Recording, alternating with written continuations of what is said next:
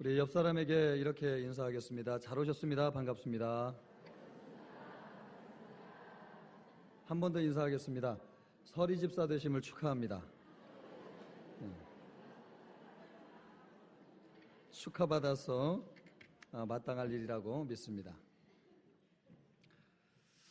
제가 이제 부임하고 1년 6개월, 이제 1년 7개월 지나고 있는 것 같습니다. 장로님들하고 제가 우리 인터뷰를 할 때 늘 생각하고 있는 게 있는데요. 우리 장로님들이 저에게 그런 질문을 하셨습니다. 왜 청천교회를 지원하십니까?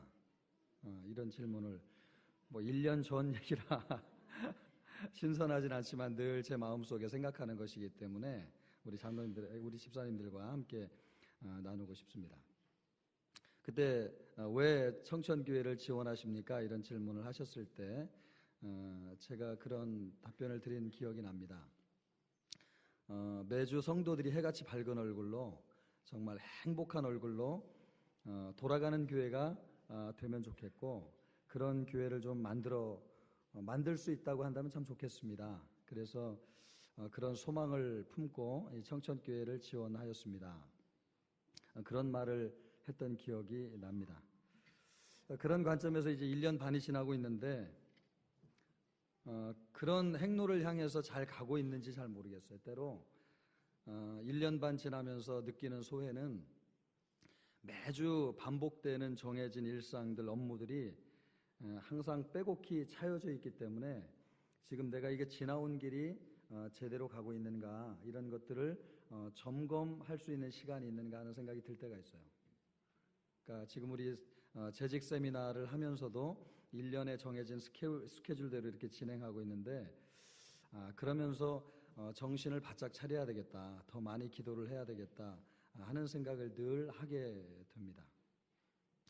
또 하나 이제 지나면서 좀 느끼는 어려움 중에 하나는 소통을 좀 더 많이 해야 되겠다 하는 생각을 하면서도 저는 나름대로 제가 허심탄회하게 들을 이야기는 듣고 또 솔직하게 이야기할 거는 한다고 제 나름대로 생각했는데 담임 목사와 성도 사이에 극복해야 될 많은 장애물이 있구나라고 하는 것을 종종 느끼게 돼요.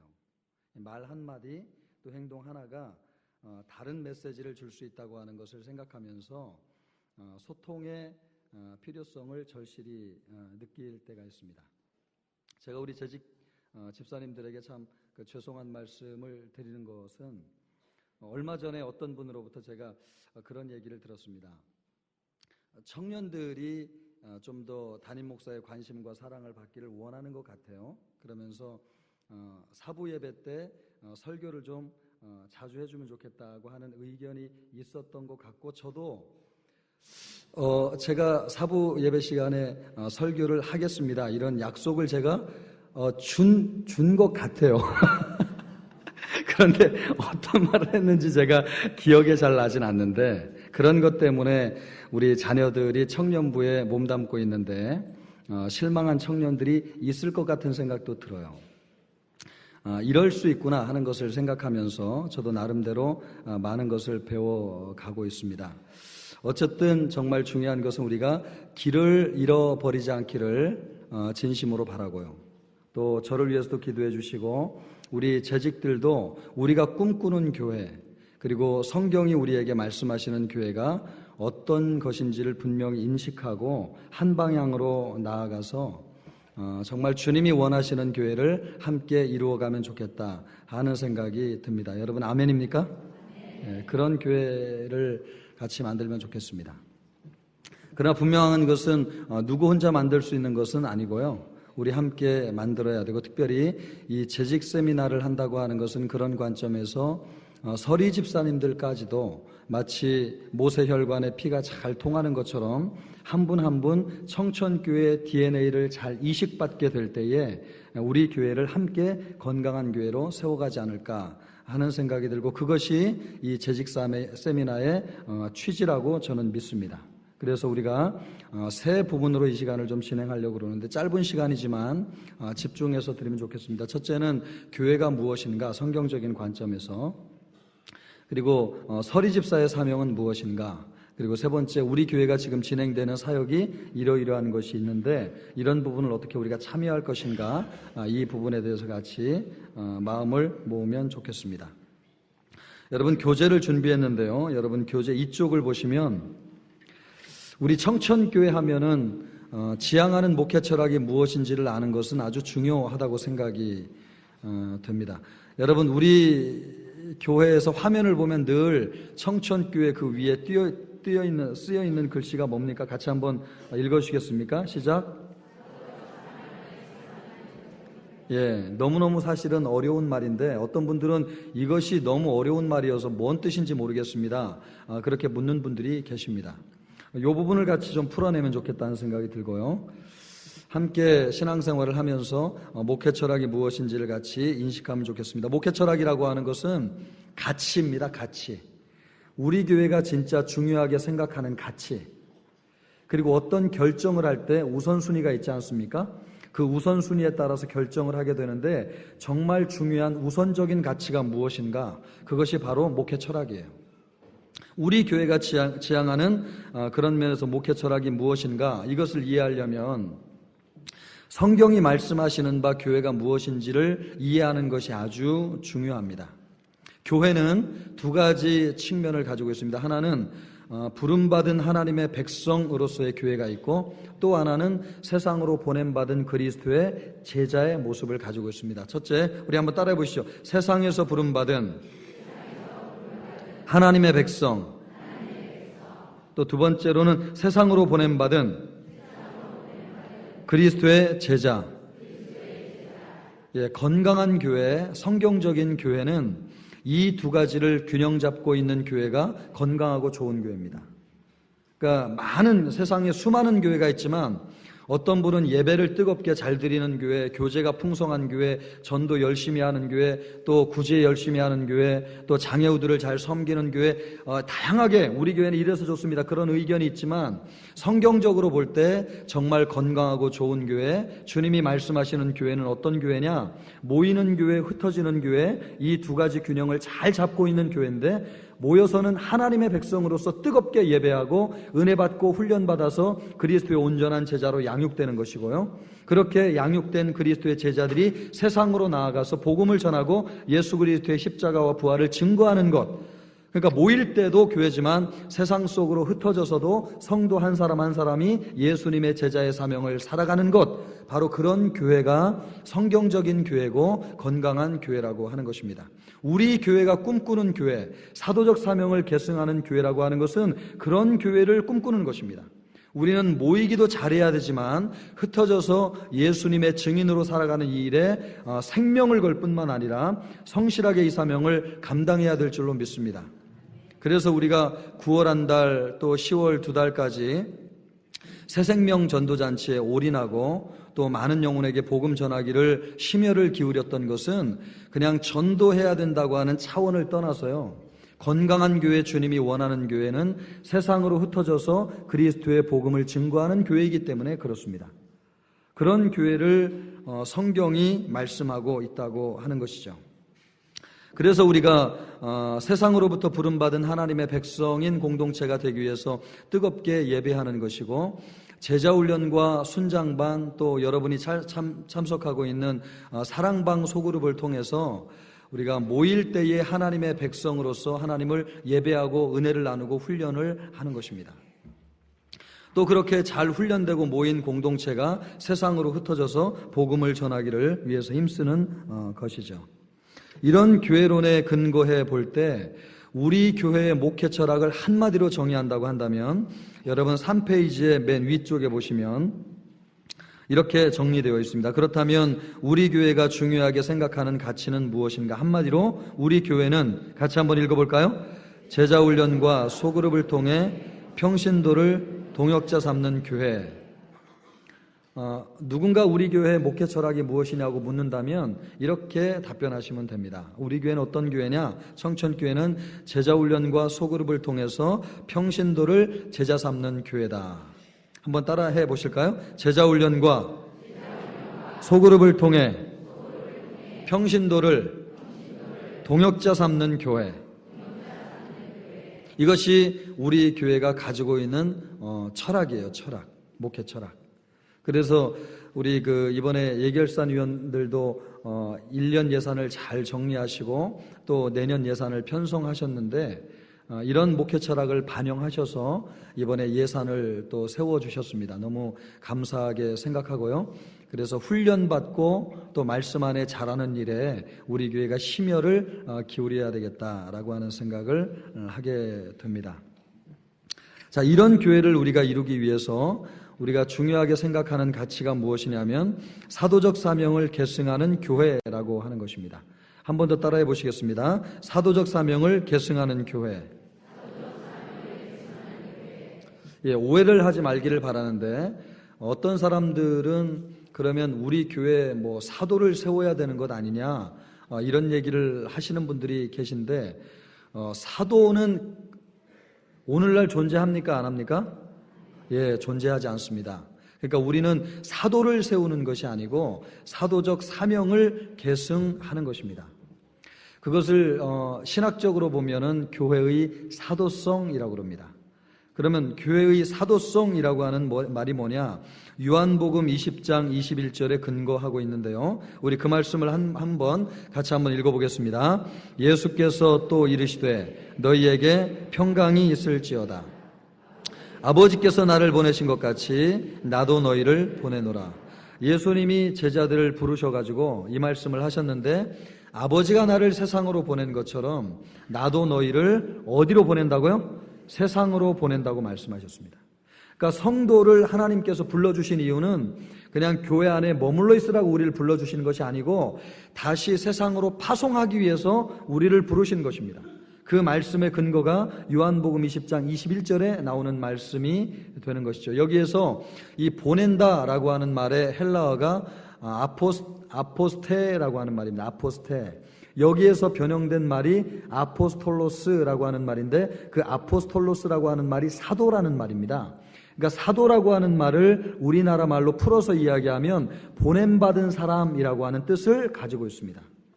사도가 어떤 사람이라고요? 보냄받은 사람이라고 하는 뜻입니다. 왜요? 예수님이 사도들을 세상으로 보냈기 때문에 보냄받은 사람이라고 하는 뜻이 예수님의 말씀으로부터 나온 것입니다. 그러니까 사도는 세상으로 보냄받은 사람인데 그러면 사도들이 세상으로 나아가서 무슨 일을 하는 것이냐? 예수님의 십자가와 부활을 증거하는 것이죠. 무엇을 증거한다고요? 예수님의 십자가와 부활을 증거하는 것입니다. 그런데 더 이상 이제 사도는 존재하지 않습니다. 그러면 오늘날 이 사도들이 감당해야 될 사명을 누가 계승하고 있느냐? 교회가 계승하고 있다는 것입니다. 그것이 교회의 사도성이라는 것입니다. 건강한 교회, 좋은 교회, 성경적인 교회는요, 무엇으로 결정될 수 있느냐? 교회가 이 사도적 사명을 계승하느냐, 그렇지 않느냐가 결정하는 것입니다. 예배 잘 드리는 것 참 중요한 문제죠. 그리고 기도 열심히 하는 것도 아주 중요한 문제입니다. 그러나 예수님께서 교회를 평가하실 때에 이 교회가 내가 세운 교회로서 정말 소망이 있고 건강한 교회냐라고 하는 것을 바라보시는 기준은 바로 이 관점이라는 것입니다.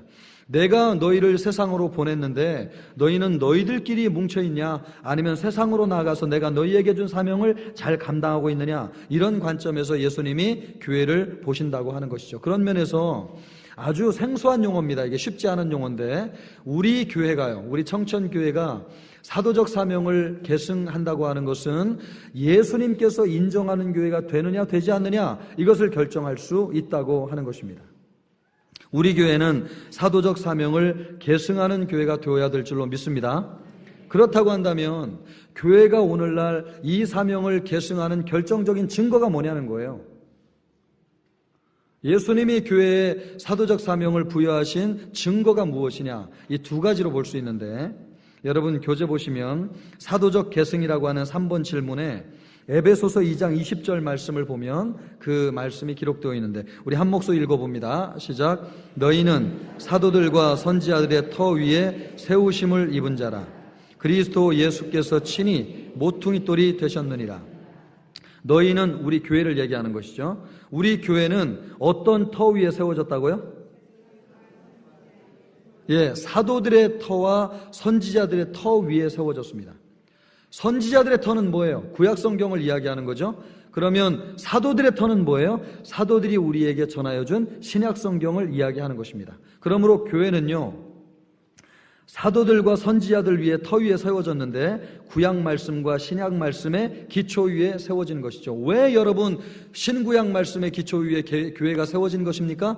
말씀대로 섬기라고, 또 말씀대로 하나님을 잘 믿으라고, 또 말씀대로 사명을 감당하라고 그 사명 위에 세워지는 것 아니겠습니까? 그러므로 사도적 사명을 계승한다고 하는 결정적인 증거는 무엇이냐? 오늘날 교회가 사도들이 전하여 준 복음의 말씀 위에 세워졌기 때문에 그렇습니다. 여러분, 청천교회는 신구약 성경 말씀 위에 세워진 줄로 믿습니다. 그러므로 우리가 여러분 사도적 사명을 계승해야 된다고 하는 결정적인 증거가 우리가 가지고 있는 것이죠. 그리고 두 번째로 교회가 이 사명을 계승한다고 하는 결정적인 증거가 무엇이냐? 예수님께서 교회에 성령을 보내주셨다고 하는 것입니다. 사도행전 1장 8절 우리 같이 한번 읽어볼까요? 시작. 오직 성령이 너희에게 임하시면 너희가 권능을 받고 예루살렘과 온 유대와 사마리아와 땅끝까지 이르러 내 증인이 되리라 하시니라. 우리 사도행전 2장 4절도 같이 읽어보겠습니다. 그들이 다 성령의 충만함을 받고 성령이 말하게 하심을 따라 다른 언어들로 말하기를 시작하니라. 사도행전 2장에서 오순절 성령 사건이 일어나 성령이 부어졌는데 제자들이 이 성령을 받고 제일 먼저 한 일이 무엇이냐면 입을 열어서 복음을 증거한 것입니다. 그러니까 성령을 왜 하나님이 보내주셨느냐? 입을 열어서 사도적인 사명을 계승하라고 사람들에게 성령을 부어주셨어요. 그런데 이 성령을 오늘날 하나님께서 어디 부어주셨느냐? 교회에 부어주셨어요. 여러분, 우리 교회 성령이 함께하는 교회인 줄로 믿습니다. 이 성령을 부어주신 이유가 뭐예요? 교회가 사도적인 사명을 오늘날 계승한다라고 하는 것을 우리에게 보여주기 위함이라고 하는 사실입니다. 그러므로 여러분에게 물어보고 싶습니다. 우리 교회는 신구약 말씀 위에 세워진 교회입니까? 우리 교회는 성령이 함께하는 교회입니까? 여러분, 그렇다면 두말할 필요가 없는 거죠. 왜 말씀 위에 주님이 교회를 세우시고요? 70년 동안. 왜 70년 동안 성령을 우리 교회에 부어주셨느냐? 딱 이유는 한 가지예요. 너희가 이 땅에서 예수 그리스도의 십자가와 부활을 증거함으로 영혼을 구원하라. 이 사도적 사명을 계승하라. 라고 하는 그 사명을 부과하기 위해서 예수님이 이 두 가지를 우리에게 주셨다고 하는 것입니다. 그 부르심으로 우리 서리 집사님들이 이 자리에 나와 계신 거예요. 우리가 예수님이 원하시는 건강한 교회를 이루기 위해서는 우리가 말씀과 성령으로 이 사도적 사명을 잘 계승하는 직분을 감당하게 될 때 우리 교회는 이런 교회가 될 수 있다고 하는 것입니다. 이것이 개괄적으로 보는 우리 교회가 지향하는 목회 철학이라고 볼 수 있겠습니다. 자, 여러분에게 묻겠습니다. 우리 교회 목회 철학은 무엇입니까?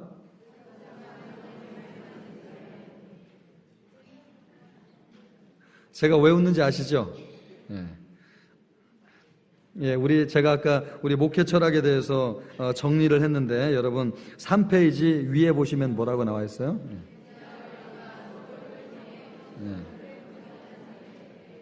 따라오시고 있는 겁니까? 제가 서두에 말씀드렸죠.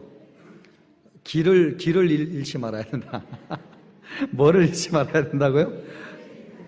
예, 여러분 비몽사몽간에 계시면 길을 잃을 수 있고요.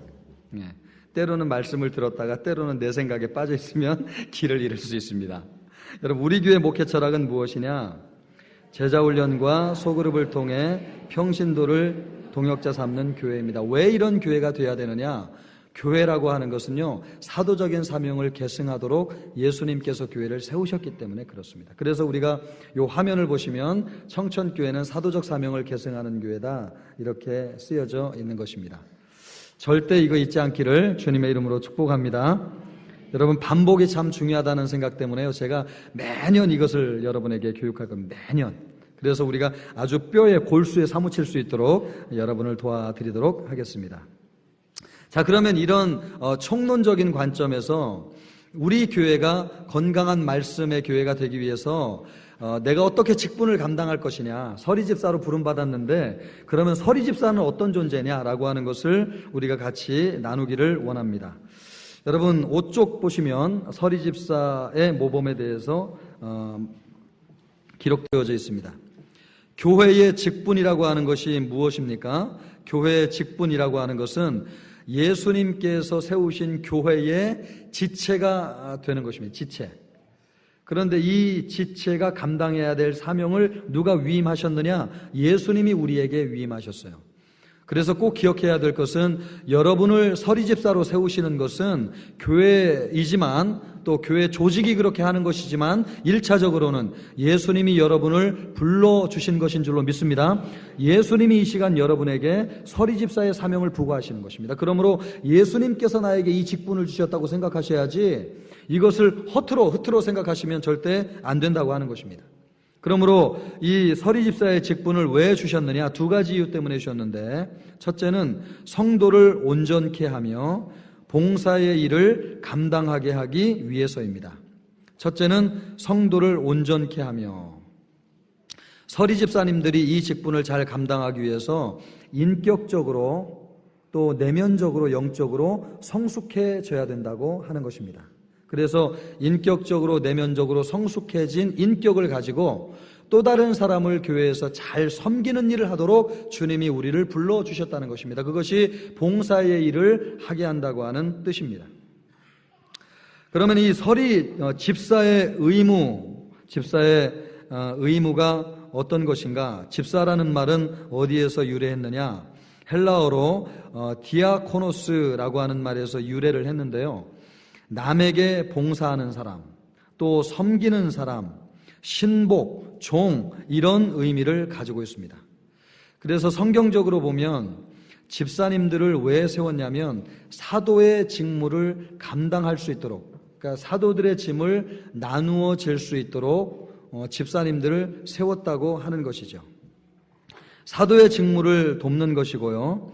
또 성도를 공개하는 일을 하기 위해서 세웠고, 또 7명의 집사님들을 선택하여서 안수하고 기도하면서 세웠습니다. 집사의 종류는 두 가지가 있는데, 첫째는 서리집사가 있고 또 하나는 시무집사가 있습니다. 서리집사라고 할 때 이 서리라고 하는 말은 한마디로 이야기하면 임시라고 하는 말입니다. 임시. 그래서 우리 교회가 매년 서리집사님들을 임명하지 않습니까? 서리집사의 임기는 몇 년입니까? 1년이에요. 그래서 서리집사님은 매년 새롭게 임명을 해야 됩니다. 그런데 시무집사님들은 어떤 분들이에요? 안수를 받은 사람들이기 때문에 영원히 집사예요. 영원히. 하나님 앞에 갈 때까지 영원히 집사인 사람들을 시무집사, 안수집사라고 이야기합니다. 그러나 본질적인 사명은 서리집사나 시무집사님들이나 동일하다고 보아야 되겠습니다.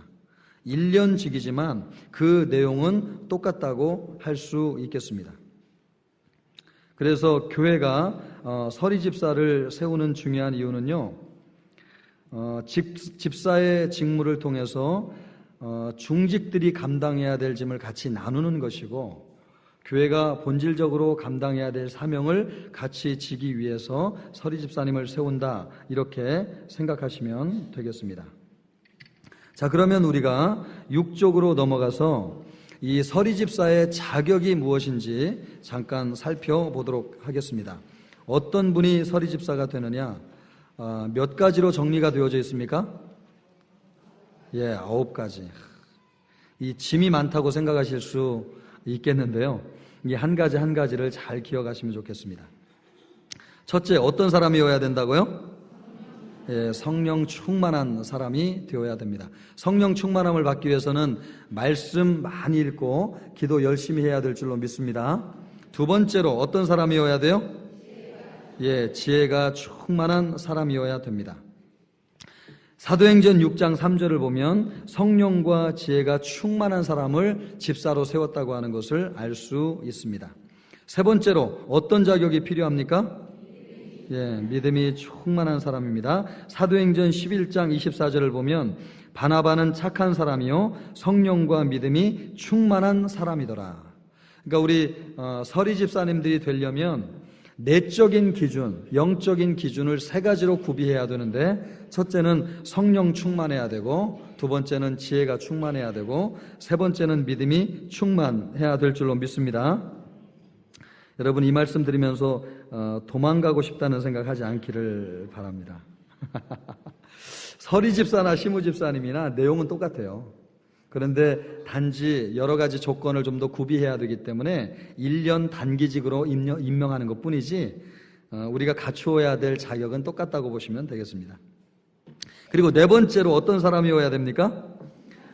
칭찬받는 사람이어야 되겠습니다. 네 번째부터는 외적인 기준을 의미하는 것입니다.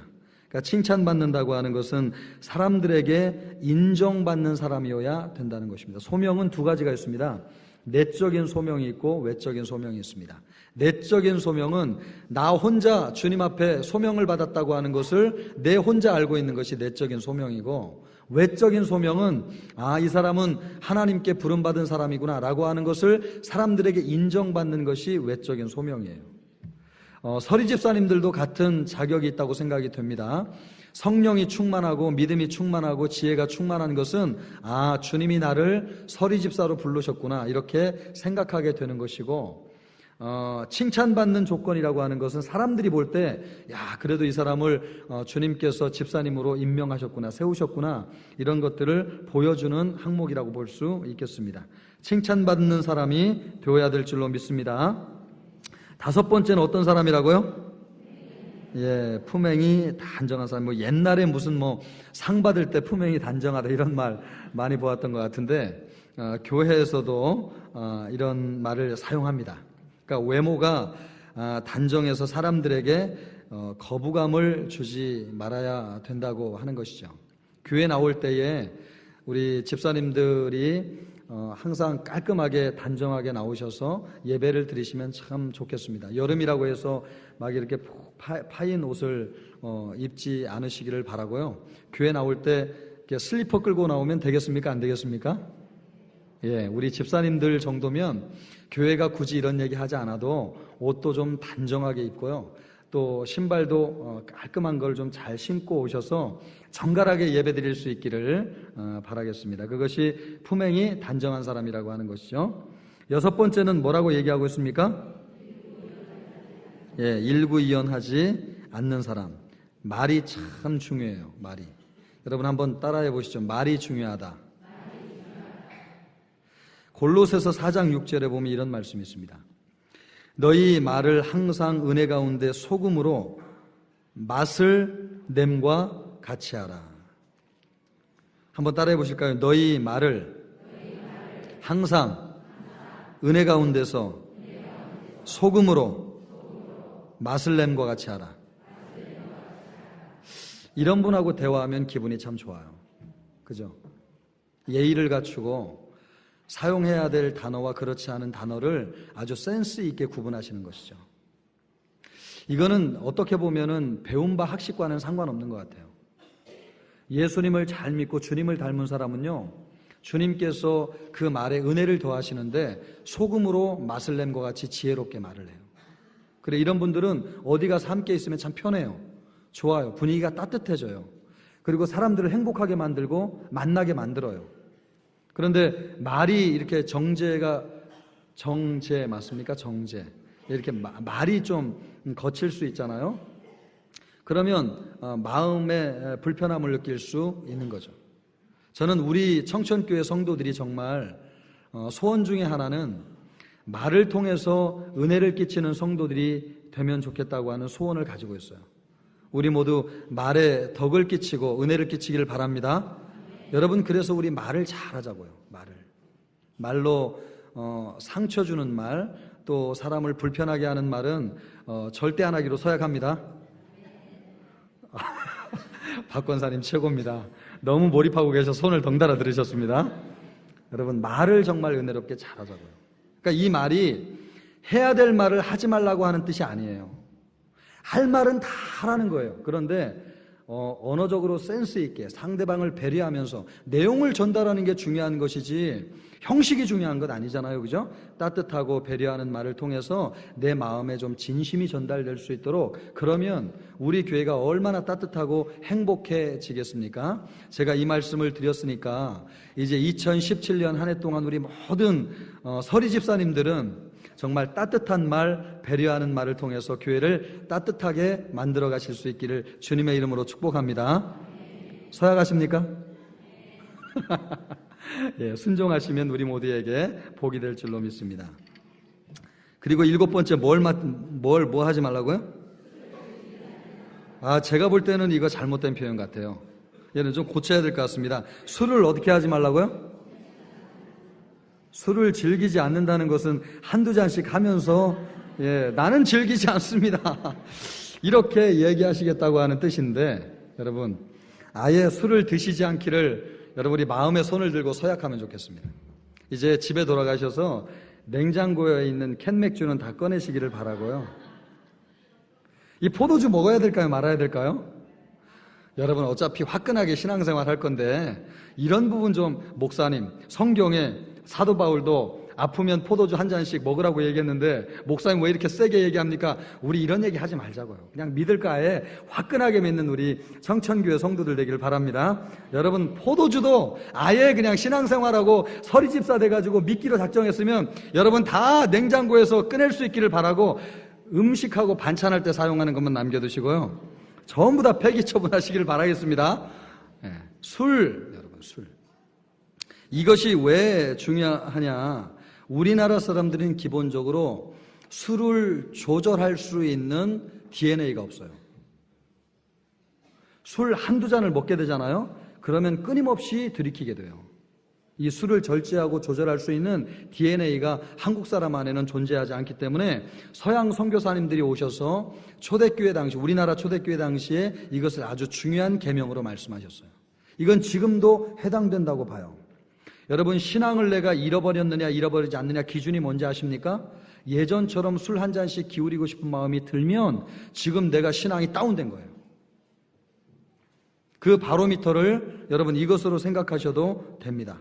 그러므로 우리 정결하게 살기 위해서 이 부분을 잘 유념하시면 좋겠습니다.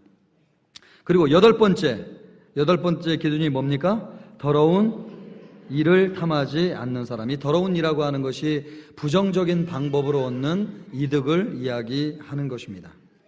그리고 9번째 기준은 뭐라고 이야기하고 있습니까? 믿음의 비밀을 가진 자. 한마디로 이야기하면 구원의 확신이 있어야 된다는 것입니다. 그리고 이 구원의 확신을 복음 증거하는 일에 사용할 수 있어야 된다고 하는 것입니다. 이런 9가지 기준을 잘 명심하시면 감사하겠습니다. 그리고 네 번째로 집사의 임무가 무엇이냐? 첫째, 무엇을 잘 출석해야 됩니까? 공예배에 잘 출석해야 된다고 하는 것입니다. 주일 예배가 있고요, 또 오후 찬양 예배가 있습니다. 우리 서리 집사님들 오후 찬양 예배 오셔서 은혜 받을 수 있기를 바랍니다. 그리고 수요 예배는 성경 공부 중심으로 또 찬양을 통해서 기도 가운데서 진행되는데 수요 예배도 오시기를 바라고요. 또 금요 기도회를 통해서 많은 시간 기도할 수 있습니다. 여러분, 금요 기도회도 오셔서 함께 은혜 받을 수 있기를 바라겠습니다. 그리고 두 번째로 해야 될 임무가 뭐라고 기록되어 있습니까?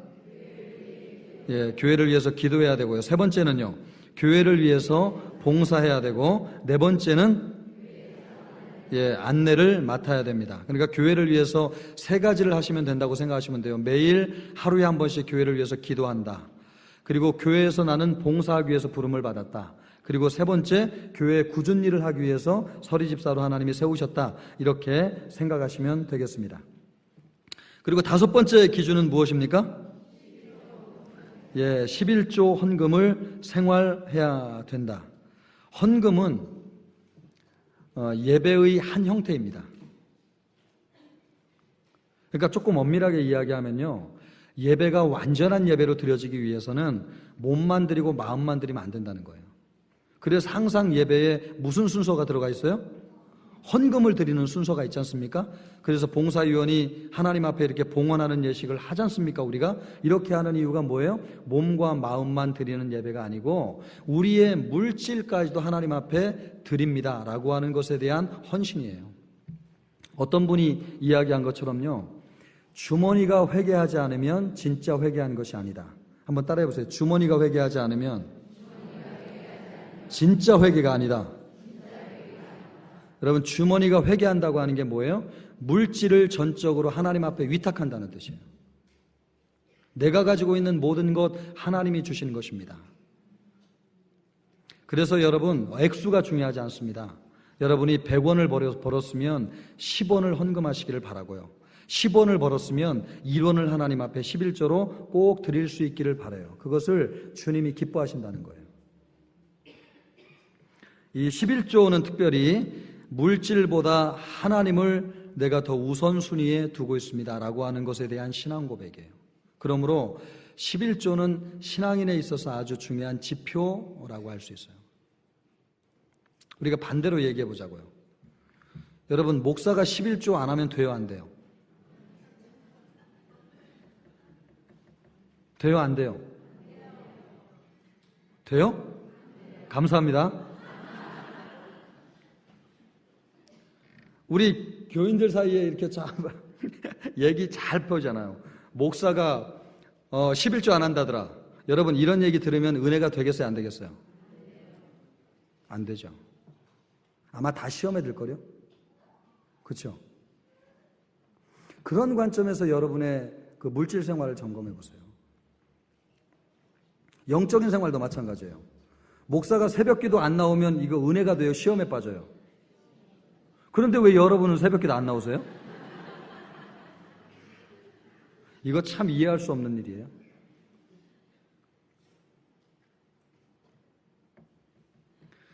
하나님께서 우리가 지향하는 사도적 사명을 계승하는 교회라고 하는 게 뭐예요? 평신도와 목회자가 동역자가 되어서 함께 주님의 뜻을 이루어간다는 뜻인데, 여러분, 목회자 수준의 평신도를 만드는 것이 우리 교회 목회 철학의 핵심이에요. 여러분이 부목사처럼, 아니 담임목사처럼 사역하고 섬기게 될 때에 우리 교회는 강력하게 될 거예요. 그런 강력한 교회가 되기 위해서 성도들이 목사 수준으로 섬겨야 돼요. 그러면 목사나 평신도나 똑같은 수준이라고 볼 때요, 여러분. 왜 목사가 기도 안 하면 시험에 들고 평신도는 기도 안 해도 뭐 그러려니 생각하냐 말이에요. 물질 생활도 마찬가지입니다. 왜 목사는 꼭 11조를, 제가 지금 여러분에게 하소연하자는 게 아니고요, 우리 자신을 한번 살펴보자는 거예요. 목사가 11조 해야 된다고 생각하는 만큼 우리 성도들도 11조를 하나님 앞에 꼭 드려야 되지 않겠어요? 하나님이 우리 천국 가가지고 심판대 앞에 심판하실 때 넌 평신도였으니까 그래, 내가 충분히 대충 봐준다, 이런 얘기 하겠어요, 안 하겠어요? 절대 안 합니다, 여러분. 그 기준 절대 생각하시면 안 돼요. 너는 목사니까 뭐 당연히 11조 해야 되니까 뭐 이거는 그냥 제로 했으니까 제로, 이렇게 생각하지 않는다는 겁니다. 모든 사람을 평등하게 하나님이 심판 앞에서 심판하시는데 똑같아요. 그러므로 여러분, 이 물질 생활에 있어서 헌신된 사역자들이 헌신하는 것처럼 여러분의 물질 생활도 이렇게 투명하게 드려질 수 있기를 주님의 이름으로 축복합니다. 그리고 6번째, 어떤 임무가 있다고요? 전도에 항상 힘써야 될 사명이 있습니다. 그래서 여러분, 이 자리에 있는 분들은요, 내년도에 새생명 전도잔치 할 때에 나는 반드시 태신자 한 명을 전도하겠습니다. 동의하십니까? 여러분, 너무 고민하지 마시고 내년 일이에요, 내년 일. 지금 당장 하자는 게 아니고 내년의 일입니다. 그래도 제가 오늘 서약을 받도록 하겠습니다. 여러분, 마음에 손을 드시고 내년에 태신자 한 명은 반드시 전도하겠습니다. 동의하겠습니까? 네. 이제 손을 한번 들어보시죠. 자, 빨리 다 들으세요. 다 들으세요, 빨리. 다 들으신 줄로 믿습니다. 전도를 위해서 우리를 부르신 거죠. 그러므로 우리 서리 집사의 직무를 잘 감당할 때 이 전도에 심혈을 기울이시면 좋겠습니다. 그리고 7번째, 무엇에 힘을 써야 된대요? 화평을 깨는 일은 절대 안 돼요. 화평을 깨는 일은 절대 안 됩니다. 이 화평을 깨는 일 절대 안 되는데, 하여간 제가 성도님들에게, 우리 집사님들에게 이것을 꼭 당부드리고 싶어요. 교회에서 나가는 공식적인 어나운스먼트 외에는요, 다른 상상을 하지 마세요.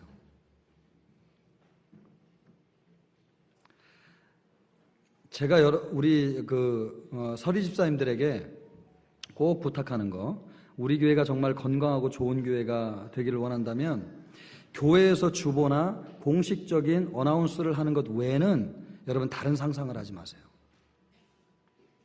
아멘입니까? 아멘이 작은 거 보니까 나름대로 상상을 많이 하시는 것 같은데. 예를 들면 이런 거죠. 우리 교역자들과 함께 정말 따뜻하고 은혜롭게 섬기는 교회 공동체가 되기를 위해서 저는 노력할 겁니다. 믿죠? 예. 그런데 사역자들이 예기치 않게 사임을 하고 임지를 변경해야 될 경우가 생겨요. 그래요, 안 그래요? 예.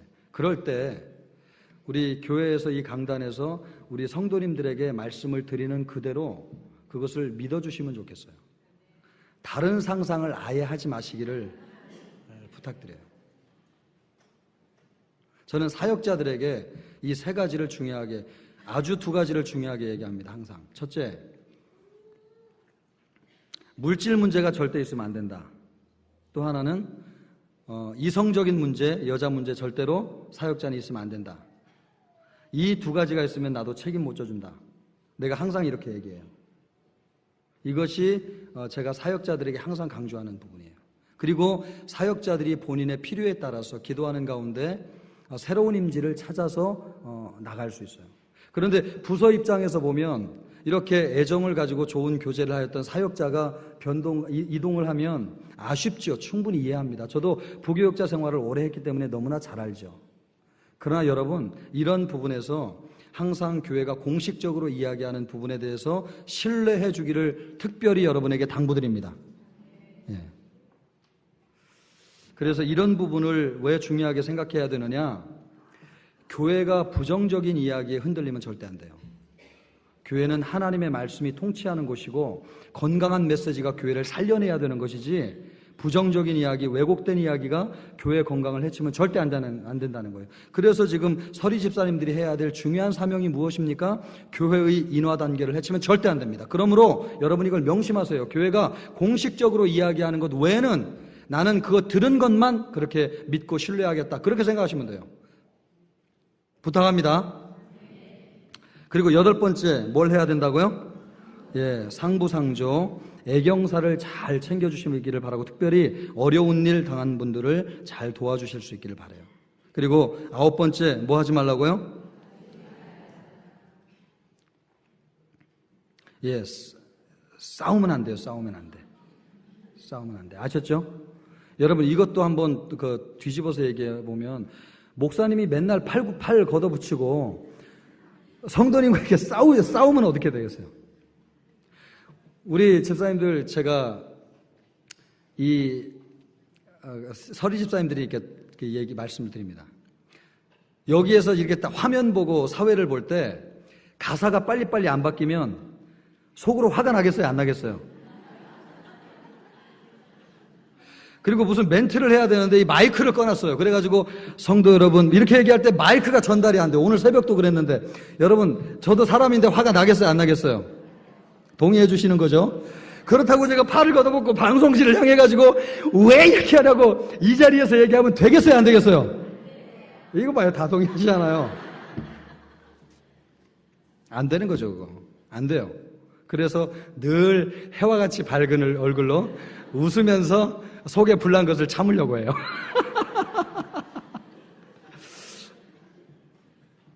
우리 성도들도 마찬가지입니다. 목사가 그래야 되면 우리 성도님들도 마찬가지죠. 그죠? 그래서 우리 성도님들 사이에 절대 싸우면 안 돼요. 어떤 일이든. 그럴 수 있기를 바랍니다. 그리고 10번째, 어떤 임무가 있다고요? 예, 목회자를 잘 도와야 되겠습니다. 이런 서리 집사의 직무를 잘 감당한 사람에게는 아름다운 지위, 존경을 받게 되고요. 또 믿음의 담력을 얻게 되고 천국의 상급이 예비되는데 면류관을 얻게 되는 축복을 누리게 된다고 하는 것입니다. 교회 사역에 대해서 잠깐 소개를 드리고 우리 재직 세미나를 마치려고 합니다. 우리 8쪽 한번 보시죠. 8쪽. 여기에 보면 우리 교회에 들어온 성도가 어떻게 양육과 훈련 과정을 통해서 자라가는지를 볼 수 있습니다. 8페이지 보면 그 표를 보시면요. 등록하게 되면 새가족 모임을 5주 동안 수료하게 되고요. 그리고 양육 과정이 있습니다. 제자 예비반을 1년 과정으로 거치는 것입니다. 그리고 제자 예비반이 끝나고 나면 훈련을 받게 되는데 제자 훈련을 저와 함께 받게 될 것이고 또 그 중에서 사역훈련을 받는 분들이 사역훈련 1년 동안 받게 되고 이렇게 훈련받아서 인격적으로 봉사할 수 있도록 구비된 분들이 순장님들로 파송되어 가지고 이제 소그룹을 섬기는 저와 동역하는 사역자들로 세워지게 될 것입니다. 이것이 우리 교회 양육의 흐름도라고 생각하시면 되겠습니다. 그것에 대한 그 설명이 9쪽에 나와 있고요. 9쪽에 보시면 이런 양육의 과정에 또 뭐가 들어가 있냐면 성경 일독 학교가 들어가 있습니다. 이 성경 일독 학교에 참여하신 집사님들이 저에게 너무너무 좋다고 말씀하시는 분들이 너무 많아요. 그런데 안타까운 것은 집사님들이 이런 프로그램이 있는지를 잘 모르셔가지고 참여하는 것이 그렇게 많지 않아요. 내년도에는 우리 서리 집사님들 말씀 안에 잘 자라실 수 있도록 훈련 과정에 들어가지 않는 모든 분들은 성경 일독 학교를 통해서 영적으로 성장할 수 있는 기회를 반드시 가질 수 있기를 바라겠습니다. 또 마더와이즈가 우리 교회에서 진행되고 있는데 우리 여성들에게 아주 큰 위로가 되는 좋은 프로그램으로 정착되고 있습니다. 그래서 여기에 많은 간증들이 있는데요. 여성들은 관심을 가져주시고 마더와이즈도 내년에 많이 참여해 주시기를 바라겠습니다. 그리고 10쪽 한번 보시죠. 우리 교회에서 지금 전도 폭발 훈련이 진행되고 있습니다. 2분의 훈련생을 지금 교육하고 있는데요. 아주 작은 수지만 이것이 해가 갈수록 많은 사람이 전도자들로 양성되게 될 것입니다. 우리 교회 전도 폭발 훈련이 진행되고 있다고 하는 거 기억하시면 되겠고요. 중보 기도학교도 때가 되면 개설해서 기도의 훈련을 할 수 있도록 도와드리려고 합니다. 그리고 순장반이 학기의 상반기, 하반기에 우리 순장님들 교육하는 시간이 진행되고 있습니다. 너무 좋은 시간인데 여러분 훈련받아서 순장으로 파송되면 이와 같은 프로그램에 함께 참여할 수 있겠습니다. 그리고 10절 그 하단부에 보시면 청천교회 목양 시스템에 대해서 설명을 드렸습니다. 우리는 목양팀이 몇 팀이 있습니까? 1팀, 2팀, 3팀, 4팀이 있습니다. 1팀 담당하는 목사님이 누구십니까? 2팀은요? 3팀은? 4팀은요? 남계일 목사님이 제일 인기가 좋은 것 같습니다. 제일 크게 얘기하시는 거 보니까 여러분 4분의 목양 사역자가 있다 이렇게 생각하시면 되겠습니다. 그래서 교구 안에 어려움이 발생하면 항상 우선적으로 우리 이분들에게 연락하시면 되겠습니다. 그리고 제1청년부는 강인규 목사님, 2청년부는 이순민 목사님이 하시고 지금 기드온 공동체를 하나 더 만들려고 하는데 이 기드온은 33세 이상부터 우리 교회가 장년부거든요. 그런데 장년부 가운데 결혼하지 않고 미혼으로 있는 사람들이 있습니다. 그래서 33세 이상의 싱글들의 모임, 이것을 기드온이라고 합니다. 기드온. 이 공동체를 작은아마 시작해서 지금 예배만 드리고 공중에 붕 떠 있는 형제자매들이 너무나 많아요. 확인해 보니까 이 기드온 연령체에 해당되는 분들이 지금 99명이에요, 우리 교회. 그런데 이분들이 어떻게 신앙생활을 하는지 우리가 확인할 길이 없어요. 그래서 작은아마 이 공동체를 시작해야 되겠다 지금 생각하고 있습니다. 그리고 11쪽 한번 보시면요. 목양을 담당하는 지도자들의 명칭과 역할 쭉 보시면 되겠습니다. 목양 담당 교역자가 있고요. 목양 장로님들이 계시고 대교구장이 있습니다. 팀별로 남자, 여자, 여직장인 한 분씩 대표하는 대교구장님들이 계세요. 주보를 자세히 보시면 대교구장님이 누군지 거기에 나와 있습니다. 그리고 교구장님들이 있습니다. 교구장님들은 사랑방 순장님들 4에서 6명 정도를 묶어서 한 개의 교구로 편성했는데 거기에 순장님들의 순장 역할을 감당하시는 분이 교구장님입니다. 교구장님. 그래서 교구장님이 있다. 장례가 나면 내가 어떤 사랑방에 장례가 났는데 이 사랑방에 장례가 나면 그 교구 안에 해당되는 순원들과 순장님들이 함께 그 교구의 그 사랑방의 장례를 감당해 주시면 되겠습니다. 그래서 교구 장례식은 교구 단위로 진행된다 보시면 되겠습니다. 그리고 그 다음 페이지 12쪽 보시면 순장님들이 있습니다. 순장님들이 이렇게 많은 일을 하고 계십니다. 여러분의 순장님들을 위해서 기도해 주시길 바라고요. 그리고 6번째는 사랑방이 어떤 것인지 거기에 기재해 놨고, 남자 사랑방이 있고 여자 사랑방이 있는데 여자 사랑방에는 여직장 사랑방이 있습니다. 밤에 모이는 이런 사랑방 종류가 있다는 거 기억하시면 되겠습니다. 그리고 세 번째 보면 청천교회 주요 사역 및 행사 속에 쭉 나와 있고요.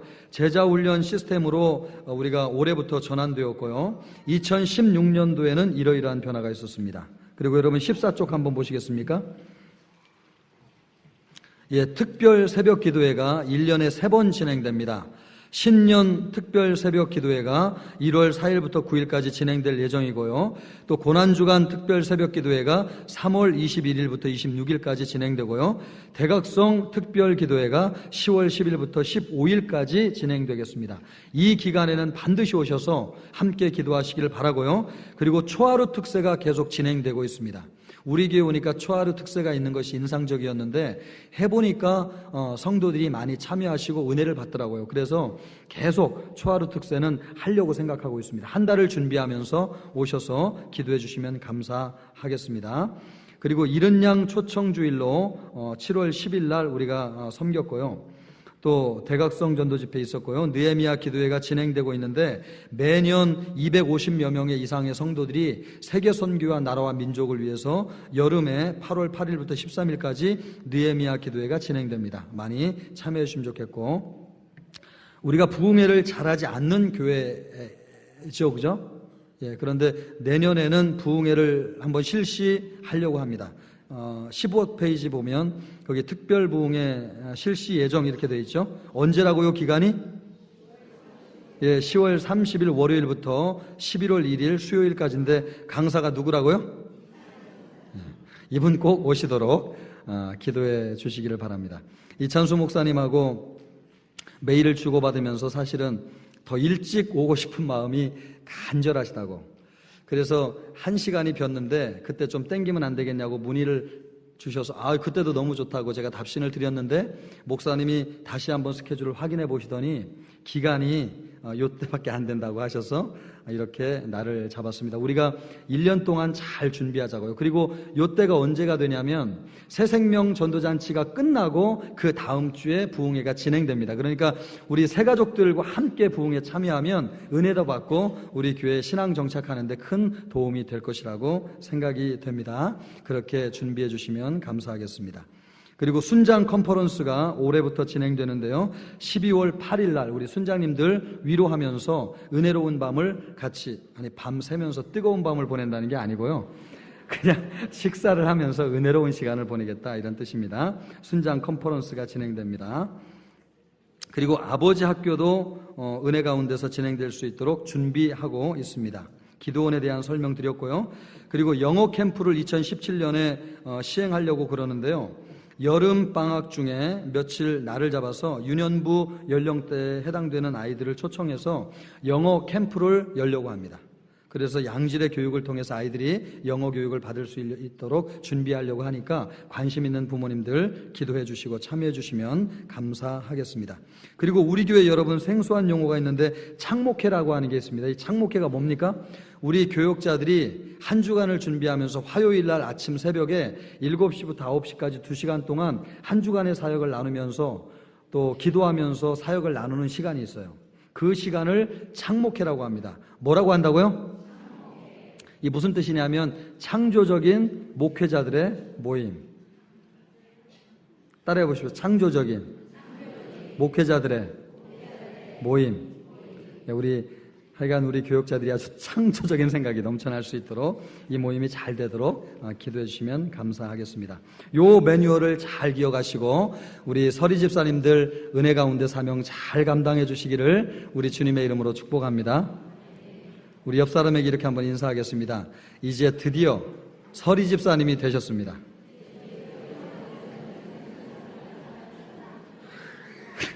이 앞줄에 앉아 계신 분들은 지금 너무 침통한 표정으로, 무거운 표정으로 저를 지금 보고 계신데, 자, 여러분이 이 사명 잘 감당해 주시기를 부탁드리겠습니다.